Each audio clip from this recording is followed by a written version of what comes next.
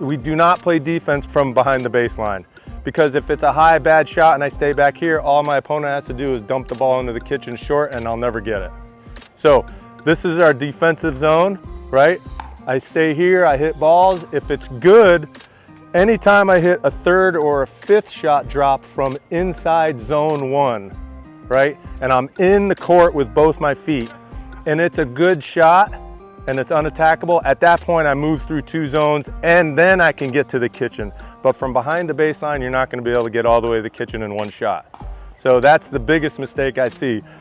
People will hit good third shot drops from behind the baseline, book it all the way up to the kitchen and run through the moment my opponent is contacting the ball and hitting it back.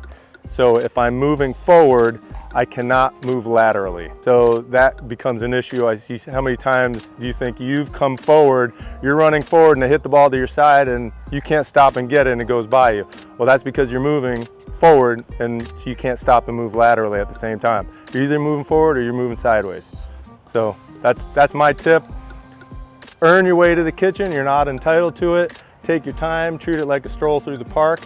And when you hit good shots, move forward. When you hit bad shots, stay put, play defense.